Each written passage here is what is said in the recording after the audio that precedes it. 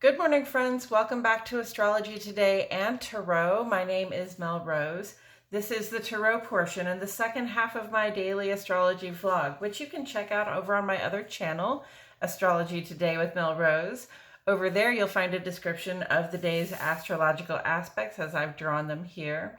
Here, I'm going to discuss the tarot card that sits on the side of the page, and then I'll play another card that, in the context of today's astrology, may give us something more to think about. So let's get into it. The card on the side of the page this morning is the Three of Swords, and you'll notice that it has changed. It was the Two of Swords yesterday. Now we are in the second 10 days or the second decan of the sun's transit in the land of Libra. So that's where we get the Three of Swords. Libra is an air sign. Swords in tarot are also air element symbolism. And air element symbolism is really about our thoughts, our plans, our words, the way we communicate, and really kind of the healing we can do with them, the harm we can do with them, what we do with our thoughts, our plans, and our words, okay? And here we have the Three of Swords. The Three of Swords, I mean very clearly, three swords just sort of stabbed through a heart. With clouds and rain, it looks very dismal and gray, and it looks like this poor heart has been pierced badly. So, this is an indication often of heartbreak, or that somebody is suffering some sort of grief. This is a feeling that can come up when we feel rejected or betrayed or just sort of left alone. And it can be a really intense kind of suffering of the heart. It can really be a depressed and sad feeling, okay? So, it sucks to feel this way. If you're feeling depressed, if you're feeling heartbroken, if somebody has used their thoughts, words, and plans in a way that has left you feeling sort of ripped to shreds, especially emotionally, it's just important to remember that sometimes things like this are required in order to bring out our internal strength, to help us learn things about ourselves that we may have not known before, and to realize that following a heartbreak comes a healing. Okay, so the heartbreak does not last forever. The depression, the sadness, the feelings of loneliness and rejection and betrayal, they do not last forever. And especially if you don't seek to cling to them, you will heal from them.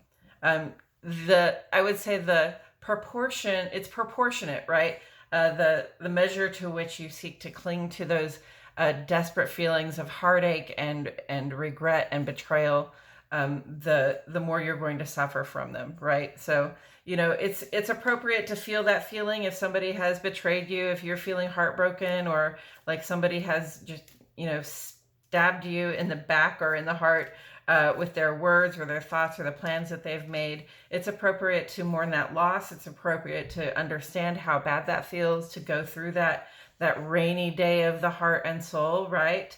And then we have to, again, allow ourselves to heal. We have to begin to sort of pull those swords out of our heart on our own. We can't really rely on other people to unbreak our hearts. Okay, that's our job, is to mend our broken hearts. So then we have to sort of like stand up and pull those swords out and allow the healing to begin, right? To attend our own loving hearts in a way that says, I'm going to be stronger after this heartbreak. I'm going to come back better from this.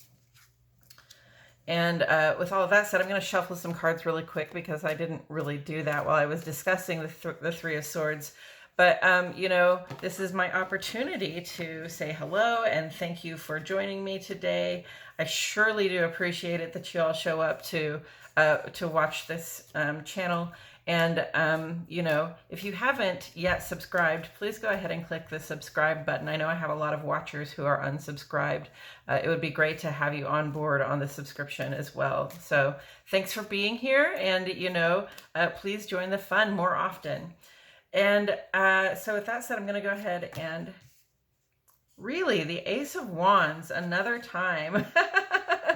We've been getting the Ace of Wands a lot lately. It has come up in several ways, several facets and aspects of our lives lately. Okay, there's a lot of initiative right now. There's a lot of power. There's a lot of a desire just to, grasp onto a good idea, something that inspires, something that really moves us to want to take action. Okay, to grasp that baton and to just run with it. That's what the Ace of Wands says. It says, get your gear and get your butt into motion. Okay, so Wands, fire element. It is very much about action. It's about taking action. It's about taking initiative, taking advantage of momentum, of forward motion, and just going ahead and giving it your all. It's a very go for it kind of card. In fact, in most decks, it's kind of shown with a thumbs up. The thumbs up is sort of implied here just by the wand itself in this one. So Ace of Wands, very fiery card. Often with wands, I also get a little bit of a sexual energy. So, there's a sort of a driven, sexy approach to this card that makes me think about Mars all the time. And Mars is in Gemini right now. Mars is really interested in taking initiative on our best ideas, taking initiative on the things that we have to express in the world. And, willing to try things a couple of different times in this mode as well, because, Gemini doesn't have just one idea. Mars and Gemini doesn't have just one goal or one way they can perceive to do things, right? We want to take a two-pronged approach. We want to do a pincher movement, however you want to say that. If there are more ways than one to approach, following that desire approach, taking that initiative, then go ahead and use more than one way. And, furthermore, Aries, Chiron and Jupiter are still in Aries over here. This is very much about ourselves. As we're thinking about ourselves, we're thinking about our personal expansion, the things we'd like to learn, the things that we'd like to see, the things we'd like to be, do, and have, that sort of bigger, more expanded vibe for ourselves that we imagine in our present and in our future. And, Chiron is sort of about letting the old stuff go, letting the old social wounds go. Perhaps in the past we have, seized the moment and taken initiative on something and, and found that it backfired on us in a way where, people laughed at us, or they thought something we thought was serious was funny, or they thought something that was serious for us was not serious for them. And so, there's a wound and you have to build a defensive wall, and then you have to look and see, is this wound healed? And you have to take down the wall, but it goes beyond taking down the wall. It goes beyond taking down the defense. It also comes to sort of using our sense of initiative to reestablish paths to connection with people and things that inspire us in our lives. Taken together with the Three of Swords. Wow, friends. Wow. So Three of Swords, when I pulled this card out this morning, the first thing that came to my mind was that song, and I wonder, still I wonder, who'll stop the rain? So, how do we mend the broken heart? If we're feeling dejected, betrayed, sad, if we feel like somebody has really beat up on us with their thoughts and their words, or if we feel like somebody has sort of just, left us standing here in the rain with this wounded heart, with our tears on our face and our heart in shreds, right? How do we heal from that? How do we begin to heal? Because that's the first thing, when you have, after you realize you have a broken heart, you're like, oh, how am I gonna survive this one? How am I gonna get through this, right? How am I gonna live through this? Well, it's about taking action. It's about taking initiative. And, often I like to say, action is really, it can be of the mind and it can be of the heart, but action is really, based in the body. It's the things that we literally physically do. And, I'm fond of saying, I've often reflected and believed that when we take care of the body, the heart and mind will follow. So, definitely I've been in this place where I feel dejected and heartbroken and betrayed.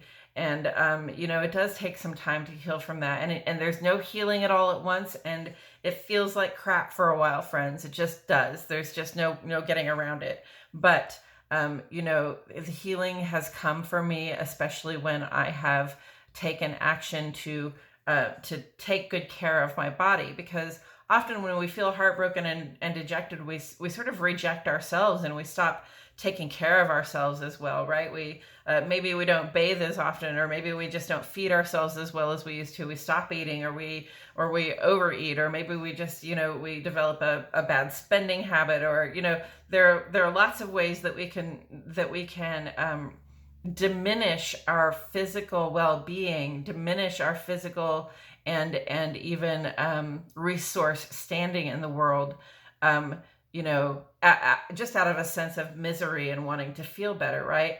But the real thing that's going to take us out of that sense of misery and needing to feel better is by really attending to the needs of our bodies. Okay, so that's really the basic stuff, like getting enough sleep, making sure you're getting enough sleep, drinking enough water, making sure you put some vegetables or some leafy greens in your face every once in a while, not overindulging, on the substances that we use to escape and celebrate, and also not underindulging in the things that we need to keep ourselves happy, healthy, and whole. So if anything, when you're heartbroken, it's the time to take initiative and to take extra good care of ourselves. So not only do you take that shower when you need it, then you also go ahead and get the lotion out and moisturize your whole body, right?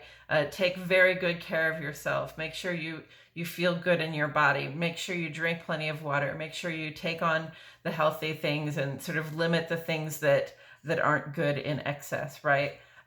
So that you get the message from yourself, okay? Because taking care of your body is sending a message to yourself that, hey, I've got you, right? You're not completely alone. You are not rejected by the world. I have the conversation with yourself, like, look, if those people don't want anything to do with us, or if those people are going to act in a way that is hurtful to us, then hey, we can get this on our own. It's no big deal, all right? At least take care of yourself physically. And, it'll still feel rotten for a while in the heart. It might even feel rotten a little bit in the brain, right? But, when you send yourself the message that you have your own back, that you're going to take care of yourself no matter what other people say or do, then your healing will come faster. And I believe that's all I have to say about it, friends. Thank you so much for joining me. I truly appreciate your presence here today. My name is Mel Rose, and I'll see you all back here tomorrow for more Astrology Today and Tarot.